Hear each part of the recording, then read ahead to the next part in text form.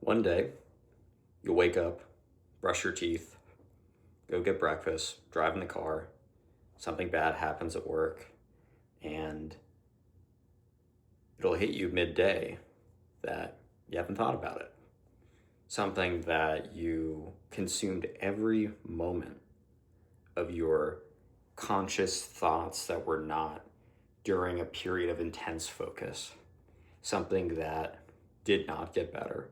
Something that lingered in a way that was extremely tangible and gripped into you. And during that day, when you have that thought, that realization that you hadn't thought of it yet, you will think of it. Even the realization of realizing you haven't thought about it will trigger the thoughts, and sometimes that will even have it come back harder. Sometimes the realization of, it has not crossed my mind will be harder than having it cross your mind because it comes back even stronger. But I think one of the hardest things is when you have really bonded with someone and you have to live with the fact that it is very likely permanent that they are gone. And, there have been several situations in my life, even one more recently, that I'm still in the woods. It's been almost 2 months and I'm not out of the woods yet. And for a while, it truly felt as if I was never going to get out of the woods, that it was ruminating and stuck, that I hadn't moved an inch. And I had, reflections, and I wanted to speak on this topic because I think that there's a lot of advice out there, and I'm not some PhD expert in moving on. This is more so just vocalizing my own experiences on this. As someone who is extremely sentimental, who is very kind of, lover boy is not the right, it's not the right way to put it, but someone who really has a lot of imagination in these relationships where I always see the best and I always see the most. And I think if you are that type of person, if you're that archetype like me, it then becomes even harder when you decouple either slowly over time or, all at once. A little bit, it's like you have them a little less, and then all at once you have nothing. And moments like that are challenging. And I think I've tried every piece of advice of how to move on and how to get past someone and to do it. And I've come to the conclusion that you can't will your own biology and subconscious like this.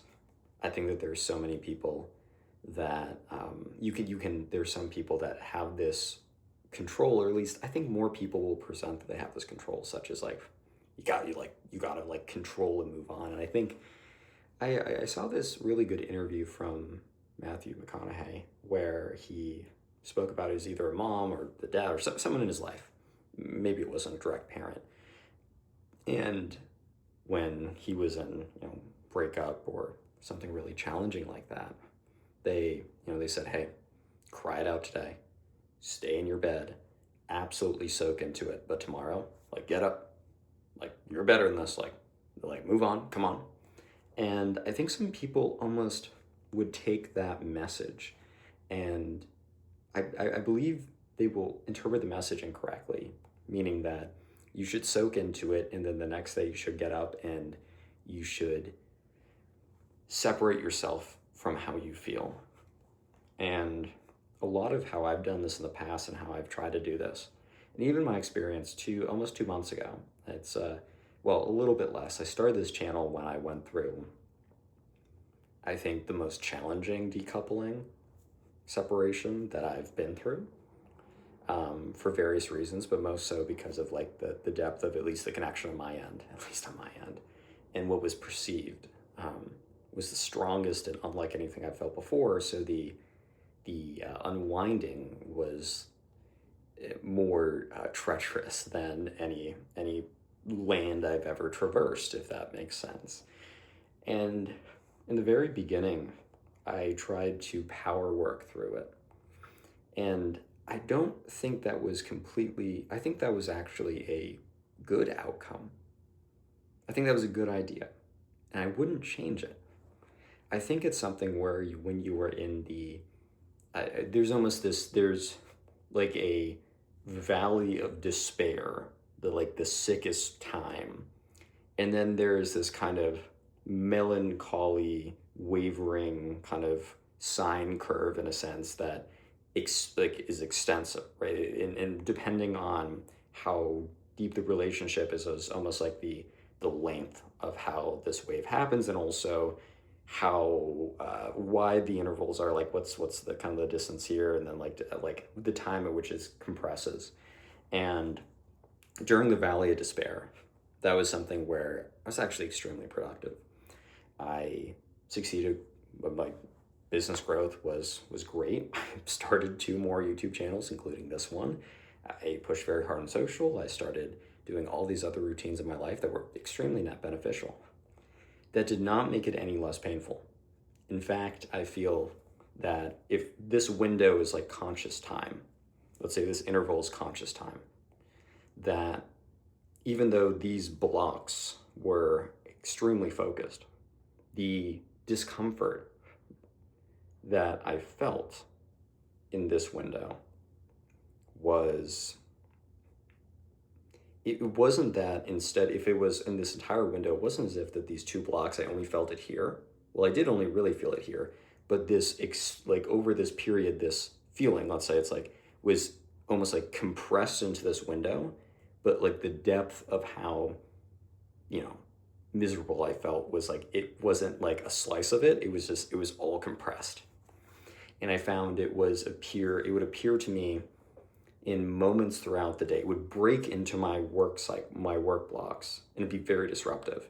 But it was the most challenging when I was winding down the day. And if you went through my catalog of videos, you'd notice almost every video was made at night. And part of that was because I needed to make those videos at night. Because I will say a little thing is like vocalizing how you're feeling. You don't have to publish it publicly on YouTube. I'm just for some reason find a lot of comfort doing this, which is probably psychotic, I don't know. Some dark tries, so there's some psychological trait I think is probably a little bit sketchy with that, but regardless. But I will say the vocalizing was helpful, but I found that like that kind of night period was very challenging. And it would be like bursts, but then it would also be, even in my periods of work, there would be this like lingering, like this subconscious, it was still very there. It was almost as if like I lived in a house, and there was this big kind of like monster figure, and I closed the door. I went into my room, and I knew I had to go to the bathroom, so I had to leave my room and encounter it. I knew I had to go out to get food, leave my room, encounter it. But even when I was in my room with the door closed, I was still aware that the figure was outside. I think that's the best way, the closest kind of metaphor I can give to describe it, if that makes sense. And that period lasted longer than it has ever lasted for me. And I think in the last couple weeks, it's shifted to this, from the Valley of Despair, which is a very dramatic term, I know. I like having very vivid imagery when I'm talking, especially on topics like this. I like the visualization. And now it's kind of this, the melancholy period, where it's most challenging, where you see glimpses of them and really glimpses of you, right? With a lot of this, if you really have such a connection with someone, they are interwoven into like the fabric of your life in a way that you can't pull the thread without disassembling the entire quilt. You know, you just can't do it. So you are forced to have these glimpses of them, right? And the most unsatisfying answer, unfortunately, is the strongest solution here. which is time. And it is, if you're watching this in the valley of despair, I would be extremely furious myself, because when I got that answer from people, it was extremely unsatisfying. And it's not as if I don't feel the same way, and it's not as if I don't have those moments. I would say that a little, because of this situation, I feel that even other people in my past, the truth is people will never leave your life entirely, unless you have long-term memory issues, and then they might. But assuming you don't, and assuming you're like me, everyone who comes into your life in some meaningful way will, to some degree, always be there, right? It's almost like you have a decay curve where like it decays, but it doesn't go to zero. And remnants will always be there. And there will be certain things that flare up. It's almost like sometimes like an autoimmune disease where it's dormant, and then certain things can flare up the symptoms. But it's there. Just because it is dormant doesn't mean it does not exist.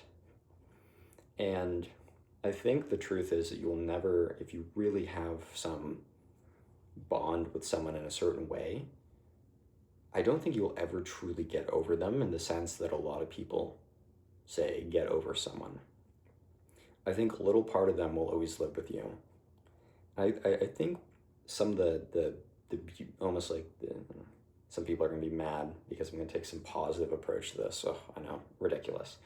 But I think some of the beauty of the human experience is that almost like collection of almost like the remnants of truly beautiful and sweet situations that maybe ended up sour, but those moments and those, I would much rather go through life with the kind of like heavy sack I'm carrying full of all these remnants of things that didn't work out in painful ways than to walk without that on my shoulders. Because I feel like that'd be denying myself, a lot of what it means for the full and complete human experience. Because the only reason that they are still there is because of the impact that they had on you at some point. And I feel as if trying to truly set, like, the wish for it to go away completely, I think is actually a false wish. And I think in the moments where it's agonizing, in the valley of despair, I wanted nothing more than to be able to switch that part off. But I feel as if, like, you cannot wish for such, during the situation for me, I had such extremes in my emotions. I explained it as if I was someone who was colorblind, who for the first time ever was able to see the color red. Like, that is a really unique experience. Some people will be colorblind their entire lives. And I had such range of my emotions, and I felt certain ways I'd never felt before, that to ask for something, to ask to be blessed in that way, you need to accept that you're accepting the full package. You're accepting that with these new experiences and ranges of your emotions, you're going to get the full spectrum of it. You're going to get a whole new host of emotions and ranges of emotions you felt before, and they're not all going to be dopamine firing, exciting, feel-good ones. And I have found that it's important to be busy as well, to have things that you are interested in, and I have a lot of those, and those have been very helpful at giving me kind of this powerful foundation to make it through. But also to almost hold the space to, I will sometimes just sit with the emotions. Like, I think one thing I've learned from a lot of really kind of bad anxiety-related experiences, like almost sent to had to almost check out of like school and everything. Like, it was really, really bad. I never appreciated how bad like anxiety could be. I always thought like, oh, I've been anxious before. I get it. No, it was I wouldn't even label it as anxiety. It's like I would almost label those two things as different things. It was so terrible. It was like decoupled from how I was thinking. It was very scary. And the work I did to kind of learn to live with that and to be very, like, to be very fine now is that, you know, things are going to come in waves, and you need to be able to sit with it and be like, you know, you're a part of me, and that's okay, and we're going to figure this out, instead of pushing and pushing and pushing. I think it's also true for when this person pops up in your memories, and when you see the glimpses of them in your life, you have to, you know, have the courage to sit with the memory of them, and sit with that with a smile and a frown, to sit with those emotions. And that's how it becomes palatable over time. If you can almost allow it to, don't push away the union of this experience and everything that comes with it with you, because it is part of you. I feel some of the discomfort over time, especially the long tails of these, is just, you know, continuously pushing, and just allow it, and to feel that discomfort, and to feel what you lost, and to feel what could have been that is no longer and permanently can never be. And I'm still going through it right now, but this is definitely a lot more of a positive perspective than I put up a couple months ago.